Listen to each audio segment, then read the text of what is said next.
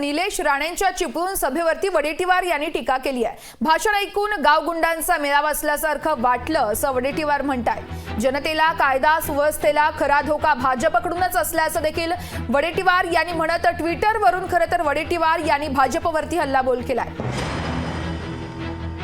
दरम्यान वडेट्टीवार यांनी नेमकं काय ट्विट केलंय पाहूयात आपण ग्राफिक्सच्या माध्यमातून। भाजप मेळाव्यात नेत्यांनी केलेली भाषणं बघून हा भाजपचा मेळावा आहे की गाव गुंडांचा मेळावा कार्यक्रम आहे असा प्रश्न पडतोय असं वडेट्टीवार यांनी ट्विट करत भाजपवरती हल्लाबोल केलाय। भाजपच्या व्यासपीठावरून झालेल्या या भाषणाची 2 मिनिटांची क्लिप अत्यंत बोलकी असल्याचं वडेट्टीवारांनी त्यांच्या ट्विटमध्ये म्हटलंय।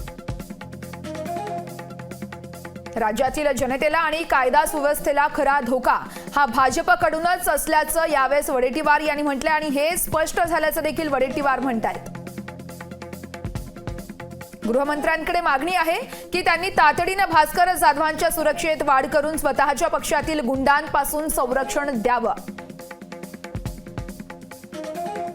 भाजपच्या एका आमदारानं पोलीस स्थानकात गोळ्या झाडण्याच्या घटनेला 2 आठवडे उलटत नाही तेच पुन्हा एकदा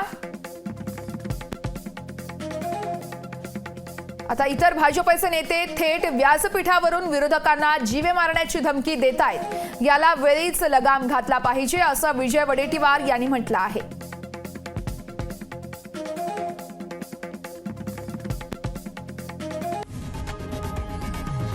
लोकशाही मराठी ऐका, पहा, जागरूक रहा।